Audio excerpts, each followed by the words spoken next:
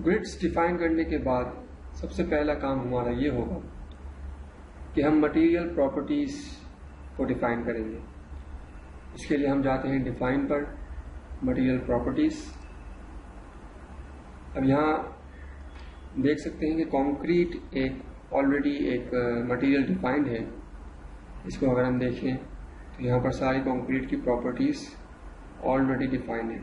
तो हम इस वाले प्रॉपर्टी को नहीं छेड़ेंगे कि आगे जाके हो सकता है हमें ये काम पड़ जाए इसका। तो हम ऐड न्यू मटेरियल करते हैं। इस मॉडल के लिए, इस प्रोजेक्ट के लिए हम चाहते हैं दो किस्म के कंक्रीट, एक 3K SI और एक 4K SI का। सबसे पहले हम 4K SI का कंक्रीट डिफाइन करते हैं, तो हम उसका नाम अपनी आसानी के लिए 4K SI रख देते हैं। इसके बाद हम देख सकते हैं प्रॉपर्टीज ये सारी जो डिफाइन है वो सारी 4K SI के लिए ही है। तो इसको हमें फिलहाल इसे कुछ चेंज करने की ज़रूरत नहीं है, इसको हम ओके कर देते हैं। हम वापस ऐड न्यू मटेरियल पे जाते हैं। अब यहाँ पर हम 3K SI लिखते हैं।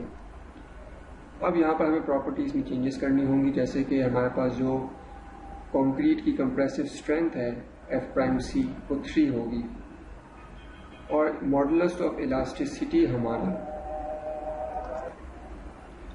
F'C के लिए हमारे पास तो आ गया। अब इसका मॉडुलस ऑफ इलास्टिसिटी के पास हमारा जो फॉर्मूला होता है वो होता है 57,000 इंटू रूट F'C। तो F'C हम लोग PSI में लेंगे यानी 3000 और टोटल को हम जो भी आंसर आएगा उसको हम 1000 से डिवाइड करेंगे तो हमारे पास जो फाइनल आंसर आएगा वो 3122 आएगा। तो हम ये ऐड करके इसे ओके कर देंगे। तो अब हमारे पास 3 और 4K SI के मटेरियल्स डिफाइंड हो गए हैं। 4K SI का कंक्रीट हम लोग कॉलम्स में यूज़ करेंगे और 3K SI हम लोग बीम्स और स्लैब्स में यूज़ करेंगे। अब हम फ्रेम सेक्शंस डिफाइन करेंगे, तो हम जाते हैं फ्रेम सेक्शंस पर। सबसे पहले हमारे पास आप देख सकते हैं बहुत सारे सेक्शंस ऑलरेडी डिफाइंड हैं, तो हमें इनकी ज़रूरत नहीं है। तो हम नीचे जाएंगे, शिफ्ट प्रेस करके क्लिक करेंगे और डिलीट कर देंगे। फिर हम ऐड यहाँ पर क्लिक करके ऐड रेक्टेंगुलर में जाएंगे। सबसे पहले हम लोग अपनी बीम डिफाइन करेंगे, तो इसका हम नाम देते हैं बीम 10x36, क्योंकि ये बीम हमारी 10x36 की होगी। इसमें हम 3K SI चूज़ करते हैं और 36 और 10 हम पुट करते हैं। फिर हम रीइंफोर्समेंट में जाएंगे, यहाँ पर हम इसे बीम सेलेक्ट कर लेंगे और कंक्रीट कवर हम लोग यहाँ पर 2.5 इंचेस प्रोवाइड करेंगे।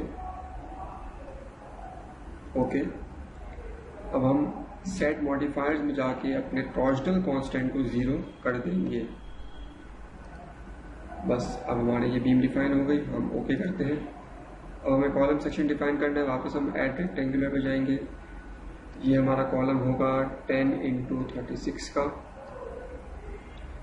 इसमें हम 4K SI स्टील यूज़ करेंगे 36x10 और रीइंफोर्समेंट में हम जाकर कॉलम और यहाँ पे हम कवर इसका 1.5 इंचेस सेलेक्ट कर लेंगे। बाकी और किसी चीज़ को हम नहीं चेंज करेंगे, ओके करेंगे।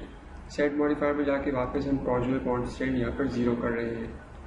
यहाँ पर 0 इसलिए कर रहे हैं क्योंकि ये एक 2 स्टोरी एक स्ट्रक्चर है, तो अर्थक्वेक की फोर्सेस यहाँ पर गवर्न नहीं करेंगी, इसलिए हम टॉर्जनल कांस्टेंट 0 कर रहे हैं। वैसे नॉर्मल प्रैक्टिस में हम टॉर्जनल कांस्टेंट कॉलम्स में 0 नहीं करते, लेकिन यहाँ पर हमने अपनी सहूलत के लिए इसे 0 कर दिया है। अब हम इसे ओके कर देते हैं। अब हमें एक और सेक्शन डिफाइन करना है कॉलम का, लेकिन वो सेक्शन सर्कुलर सेक्शन होगा, तो हम ऐड सर्कल पे क्लिक करेंगे। अब ये हमारा कॉलम, इसको हम नाम देते हैं C12 डाया। इसका डाया 12 इंचेस होगा और इसमें हम 4K SSD यूज़ करेंगे और सेट मॉडिफायर में जाकर हम इसको वापस कॉस्ट से 0 कर देंगे और रीइंफोर्समेंट में हम लोग इसका कवर 1.5 इंचेस कर लेंगे। ओके। तो ये हमारे बीम्स और कॉलम्स डिफाइंड हो गए हैं।